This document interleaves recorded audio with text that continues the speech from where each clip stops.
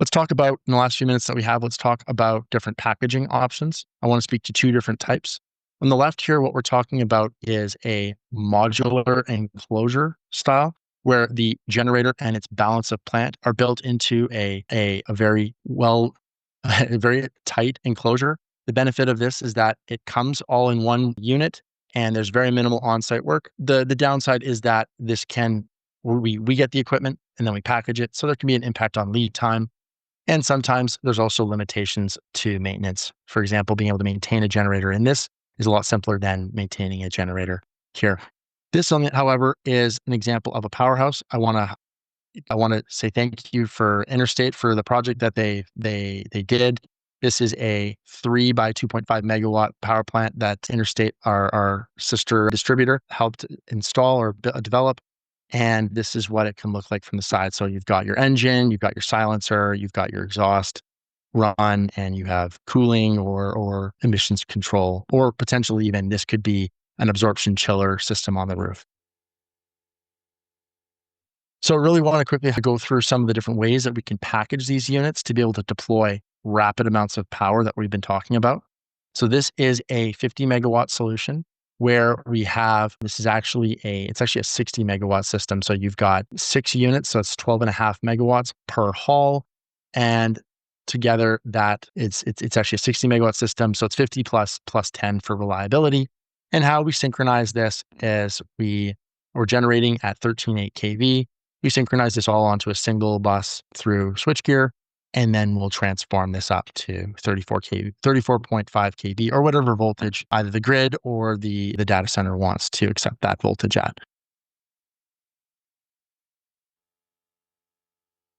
The benefits of this is that we're able to order equipment while the building is built, and we're able to then deploy equipment within that 13-month time frame for first power and 16 months for the full plant, based on first power achieved 13 months from PO. I want to speak to a 100 megawatt design. And again, I want to thank Rolls-Royce for helping to develop these designs.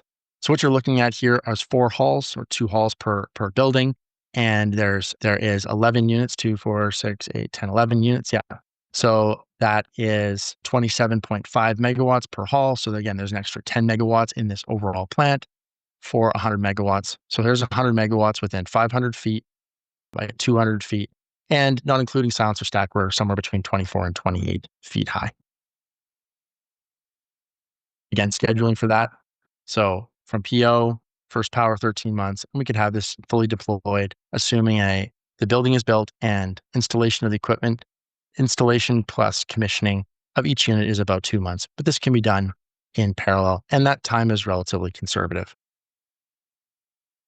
And finally, I'm just conscious of time, the 500 megawatt option, which consists of 10 of those plants that I was telling that we just demonstrated. So for 500 megawatts, would fit into a dimension of approximately 1,400 or 1,500 feet by 426 feet with a height of 24 to 28 feet tall.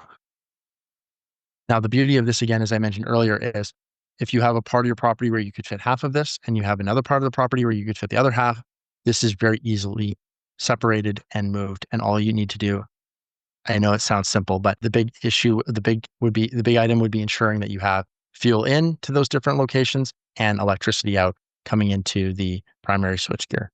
And how we would do this, and I'm not trying to underestimate how much power this is. This is a lot of power. And to do this, we would have to increase the voltage of each plant up to at least 230 kV. So we transform up to 230 kV, and we would bring that into a common bus at 230 kV, which we would then distribute to the data center or potentially to the grid as well.